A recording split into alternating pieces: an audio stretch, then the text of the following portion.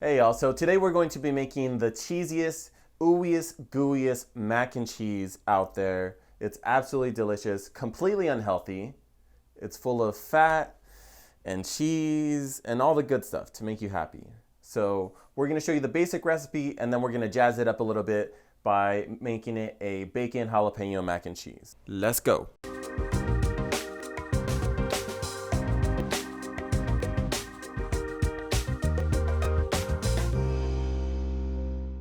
Here are the ingredients.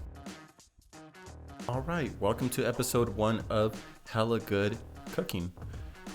So today we're making mac and cheese. So we're gonna start off by picking our cheeses. What I have here is about 8 ounces of pepper jack and 8 ounces of sharp cheddar. That's a total pound of cheese that we're gonna end up grating. Use the biggest setting on your box grater. And what we're gonna wanna do is just take this to town, man. Like, there's no other way, there's no shortcuts. You just really gotta get your hands dirty and grate the bejesus out of this. All right, so as you work through it, right, you're gonna end up piling the cheese inside the box grater. Make sure you have a bench scraper. That's probably the easiest way to get your cheese off of your board, and just toss it into a mixing bowl. We're gonna end up mixing that up a bit, and then we'll save it for after. All right, that's gonna go in last. So this next step is completely optional. This is for a bacon jalapeno mac and cheese. We're gonna need some veggies. Now, if you don't want jalapeno and you want a nice, delicious, savory mac and cheese, just go with garlic and onions. We really wanna add as much flavor as we can. So what we're doing now is cooking the bacon. So we have about 4 slices. And this serves for 2 purposes. One, we get the nice, delicious, crunchy bacon, but we're also gonna use the fat to end up cooking out the veggies. So once your bacon's done, just place it on a wire rack to let cool, and we'll save that for later when we chop it up and fold it into our mac and cheese.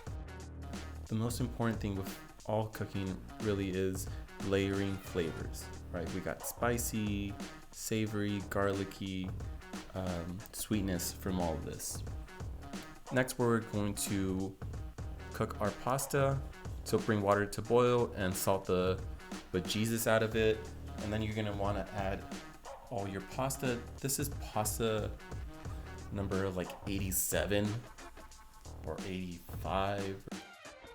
We're gonna wanna make our roux. So this is really where the basis of all mac and cheeses starts. Right, making a roux. So we're gonna do 1 tablespoon butter to 1 tablespoon all-purpose flour, and we're gonna whisk this for about 3 minutes. Mine's already dark. That's because I didn't clean my cast iron, and that was on purpose. I want all that bacon flavor.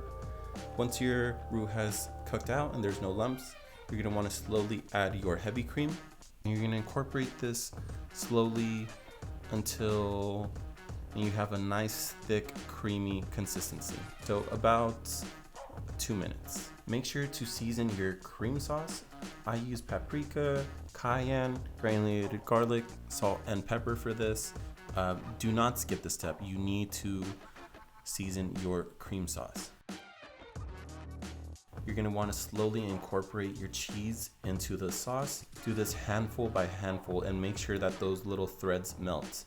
At this point, it's not quite thick enough for me. I want longer cheese pools, and that's right about there. So we used up about 75% of the cheese. That's because we're gonna use the rest of it as we broil this. We fold in our macaroni, and don't do this like if you're like digging or mixing concrete or something. Like, gently fold the macaroni. Make sure like it really gets coated in there. Careful not to spill anything because this cast iron is fully loaded. Once we have a nice mix, we're gonna add our jalapenos and onions and garlic along with our bacon. And at this point, we're pretty much done. So if you don't like yours baked, that's fine. But if you do, we're just gonna broil this at 525. And that's gonna give it a nice crispy top.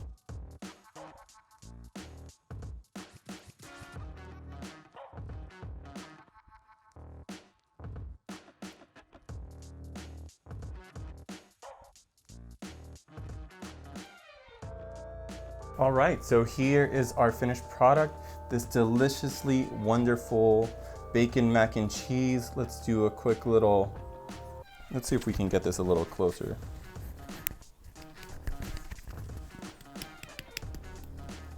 Nice little crust on top.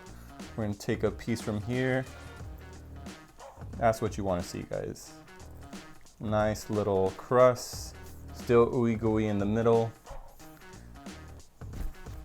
If you make mac and cheese any other way, it probably sucks. I'm just being honest with y'all.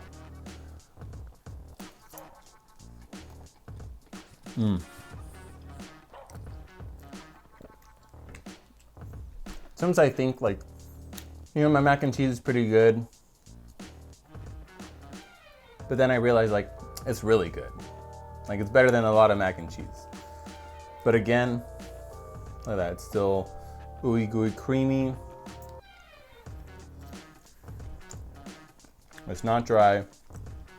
It's spicy, you get a lot of the heat, the bacon, all that jazz.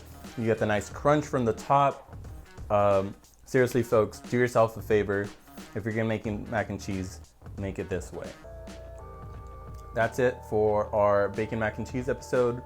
Be sure to subscribe, hit the like button, do all that jazz, and stick around for more recipes. This is hella good cooking. Thanks, y'all.